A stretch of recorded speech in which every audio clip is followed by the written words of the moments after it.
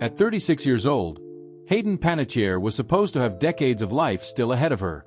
She had already lived several careers in one lifetime.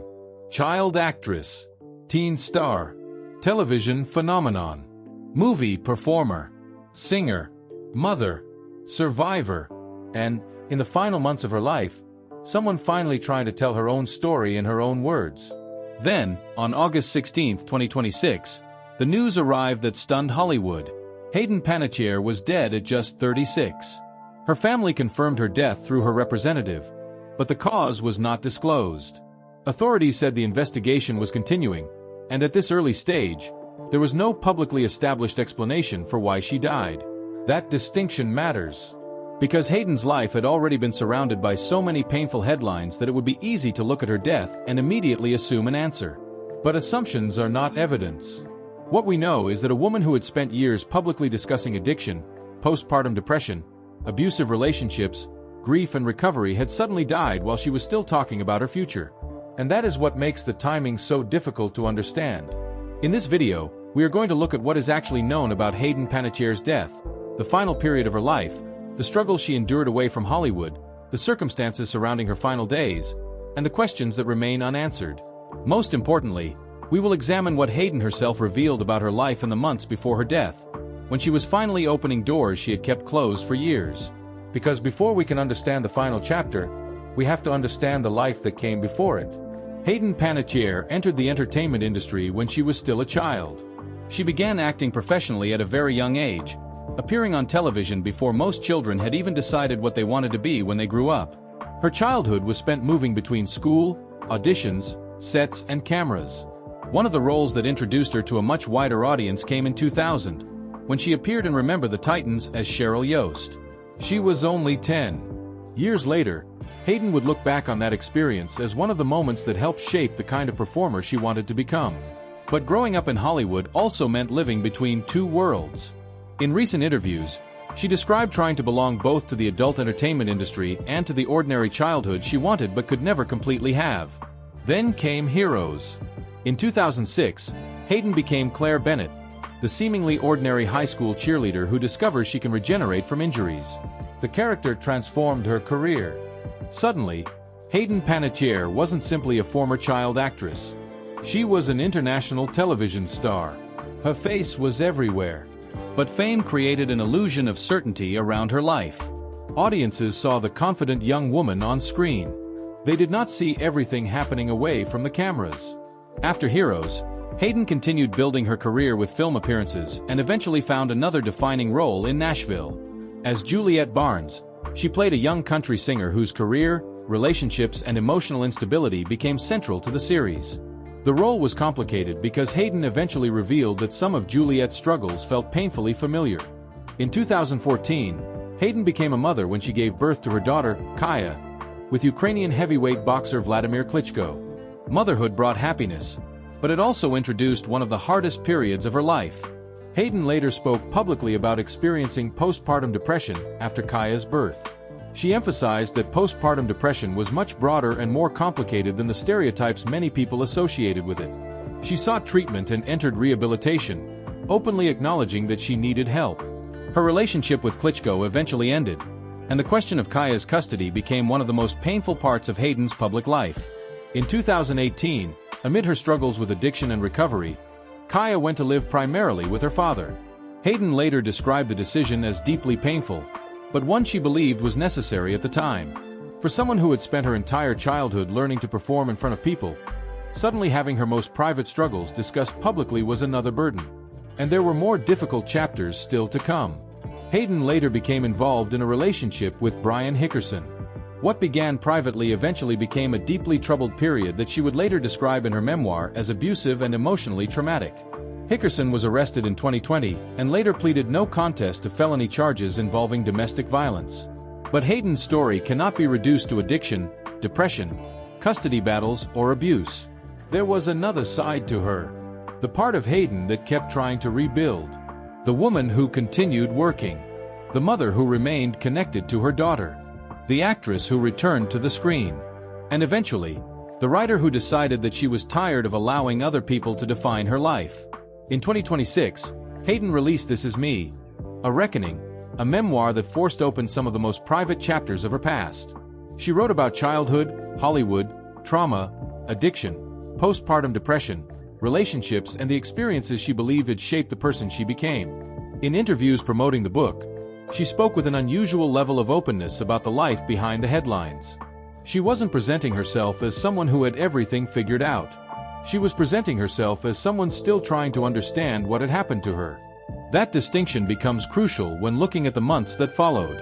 Because Hayden was not publicly presenting herself as someone preparing to disappear. She was talking about the future. She was working. She was telling her story. She was reconnecting with audiences. And she was making plans. Then, suddenly, everything stopped. The woman who had spent years fighting to reclaim control over her own story was gone. And now, the question is no longer simply what happened to the actress millions grew up watching. It is what happened to Hayden Panettiere during the final stretch of a life that had already contained more than most people experience in a lifetime. To understand that, we have to go to the final years, and then to the final days. By the beginning of 2026, Hayden Panettiere was doing something she had spent years avoiding. She was looking directly at her own past. Her memoir, This Is Me, A Reckoning, was not written as a polished Hollywood success story. Hayden used it to revisit addiction, postpartum depression, abusive relationships, motherhood, grief, and the years when she felt that the public had created a version of her that did not resemble the person she knew herself to be. In an interview published in May, she explained that she had always wanted to write a book because her life had contained so many experiences that people might not believe unless she told them herself. She described writing it as frightening, but also as an opportunity to finally put her story into her own words. That decision changed the way people saw her. For years, Hayden had been discussed through headlines. Now she was speaking for herself. She talked about becoming a mother, about the terrifying period surrounding Kaya's birth, about postpartum depression, about alcohol and prescription medication, about recovery, and about the complicated decision that eventually led to Kaya living primarily with her father, Wladimir Klitschko. Hayden made clear that giving Klitschko custody was not the simple story some headlines had suggested. She described it as one of the hardest decisions of her life, but also one she believed was necessary for her daughter's well-being while she was trying to recover. And despite the distance, Kaya remained central to Hayden's life. She continued speaking lovingly about her daughter and about the relationship she hoped to maintain as Kaya grew older. That was one of the striking things about Hayden's final public period. She wasn't talking as though her story was finished. She was talking about rebuilding. She was talking about motherhood. She was talking about helping other people who were struggling. At a book signing in Los Angeles, she spoke about the possibility that her openness about mental health might help someone else. In another interview, she encouraged mothers facing their own struggles and emphasized that they were stronger than they might realize. There was also work. Hayden had returned to acting after years in which personal problems had interrupted her career. She appeared in Scream 6, followed by Amber Alert, and continued pursuing new projects. Her 2026 film Sleepwalker gave audiences another reminder that she was still working and still capable of taking on demanding roles. She was not simply looking backward. She was trying to move forward. And then came one of the final interviews that would later take on an entirely different meaning. During a conversation with Jay Shetty, Hayden spoke about surviving some of the darkest periods of her life and about the possibility of what might come next. She spoke with hope. She talked about having more life ahead of her. Those words were never intended to become a farewell. At the time, they were simply the words of a woman who believed she still had things left to do. That is why the events of August 16th are so difficult to process. Because nothing about the public record suggested that viewers were watching the final days of Hayden Panettiere's life. On Sunday afternoon, police and emergency medical personnel were called to a residence in Greenville, South Carolina, after receiving a report involving an unresponsive woman. According to the Greenville Police Department, the call came at approximately 1:50 p.m. local time. When emergency personnel arrived, medical assistance was administered, but Hayden Panettiere could not be revived. She was pronounced dead at the scene. She was 36 years old. That is the part of the story that can currently be established through authorities. Beyond that, the picture becomes much less certain. Early reports contained references to a cardiac arrest call, while other outlets reported additional details about how she was discovered. But those details should not be confused with a medical determination of why she died. A 911 call describing cardiac arrest is not the same thing as an official cause of death. And this is where responsible reporting becomes especially important. As of now, authorities have not publicly disclosed a definitive cause of death. The Greenville Police Department has said the case is under investigation in cooperation with the Greenville County Coroner's Office. Preliminary information has indicated that there were no signs of foul play or suspicious circumstances. But no suspicious circumstances does not automatically tell us what happened medically. It does not establish an overdose. It does not establish suicide. It does not establish a specific illness. And it does not confirm any of the theories already circulating online. Those conclusions require evidence. The investigation has to determine that evidence. That means the most responsible account, at this moment, is also the simplest one. Hayden Panettiere was found unresponsive. Emergency responders attempted to save her. She was pronounced dead at the scene. Her death is being investigated, and the official cause has not yet been publicly established. Everything beyond those facts needs to be treated with caution. There is another painful detail in the timeline. Only weeks before her death, Hayden had been discussing some of the most difficult experiences of her life with extraordinary openness. She had spoken about addiction without pretending it had been easy. She had spoken about depression without reducing it to a single chapter. She had spoken about motherhood without hiding the guilt and pain surrounding the custody decision. And she had spoken about recovery as something that required continuing effort. Her memoir was, in many ways, an attempt to take ownership of a story that had been publicly discussed for more than a decade. She wanted people to know that the woman behind Claire Bennett and Juliette Barnes was not simply the collection of headlines that had followed her. And yet, in 2026, she was still trying to build something from it. That is what makes the final timeline so unsettling. Hayden wasn't giving a final interview in which she said goodbye. She was talking about what she wanted to do next. She was promoting her book. She was working. She was discussing her daughter. She was speaking about recovery. She was trying to help other people. And then, on August 16th, the future she had been describing suddenly disappeared. The question hanging over Hayden Panettiere's death is painfully simple. What actually happened? Right now, there is no responsible way to give a definitive answer. Hayden Panettiere died on August 16, 2026, at the age of 36. Emergency responders were called to a residence in Greenville, South Carolina, where she was found unresponsive. Medical assistance was attempted, but she could not be revived. Authorities have not publicly established a definitive cause of death. That fact matters more than any rumor circulating online. There have already been attempts to connect Hayden's death to the struggles she experienced throughout her life. But addiction, depression, grief, or any previous health problem cannot automatically explain a death that occurred years later. Until investigators and the coroner release verified findings, the cause remains unknown. And sometimes, the hardest part of an investigation is accepting what cannot yet be answered. What we do know is that her final years were very different from the years when Hayden seemed almost untouchable. As a teenager, she had been one of television's most recognizable young stars. As Claire Bennett on Heroes, she became a symbol of a generation of television viewers. As Juliette Barnes on Nashville, she showed a different side of herself, playing a woman whose career and personal life were constantly colliding. But away from the sets, Hayden was dealing with problems that fame could not solve. She struggled with alcohol and substance use. She experienced postpartum depression after becoming a mother. She entered treatment. She lost custody of her daughter during a period when she was struggling to remain stable. She survived an abusive relationship. She experienced the death of her younger brother.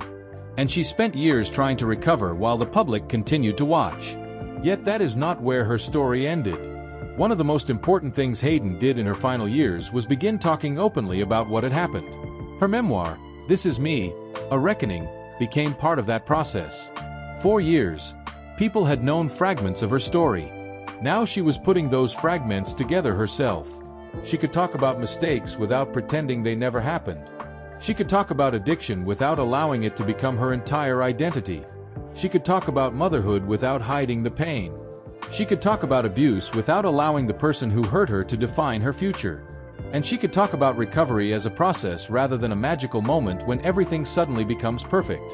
That honesty mattered, because Hayden had spent much of her life being watched. The world had seen the child actress, the television star, the glamorous red carpet appearances, the relationships, the headlines, the difficult photographs, the rehabilitation stories, the custody reports. But the memoir allowed her to become the narrator of her own life. And in the final period before her death, there were signs that she still believed there was more ahead. She continued to discuss work. She continued to speak about her daughter. She continued appearing publicly. And she continued talking about helping others who might recognize themselves in her experiences. That makes her death feel especially unfinished. There were still conversations she expected to have. Still things she wanted to do. Still parts of her life she was rebuilding. Then there is the family she leaves behind. Her mother, Leslie Vogel, had been part of Hayden's life from the beginning. Her father, Hayden Panettiere, was also connected to her career and childhood. And her younger brother Jansen, who had followed his sister into acting, died in 2023 at only 28. That loss left a permanent mark on Hayden. She had already spent years learning what it meant to lose pieces of the life she once imagined. Now her family is facing another loss that no parent, sibling or child should have to absorb. For Kaya, Hayden's daughter, the loss is even more complicated. Kaya was born in 2014 and has spent much of her childhood living primarily with her father, Wladimir Klitschko. Hayden had spoken publicly about how painful that arrangement was. But she also made clear that she loved her daughter deeply. Her decision to allow Kaya to remain primarily in her father's care came during one of the most difficult periods of Hayden's recovery. She wanted people to understand that recovery did not erase what happened. It meant learning how to live with it. And perhaps that is the most important part of Hayden Panettiere's story. She was never simply the problems that followed her. She was also the person who kept trying. After years away from the center of Hollywood, she returned to acting. She accepted roles. She spoke publicly again. She wrote a book. She talked about addiction and depression. She tried to reconnect with her audience. She tried to be present in her daughter's life. She survived experiences that could have destroyed her sense of identity. And she was still building a future when that future abruptly ended. There is something uncomfortable about the way celebrity deaths are often covered. A person dies, and suddenly the internet begins searching for a single explanation. A photo becomes evidence. An old interview becomes a clue. A past addiction becomes a presumed cause. A difficult relationship becomes a theory. A final social media post is treated as though it must have contained some hidden message. But real lives rarely work that way. Hayden's life was complicated because Hayden was complicated. There were good years and bad years.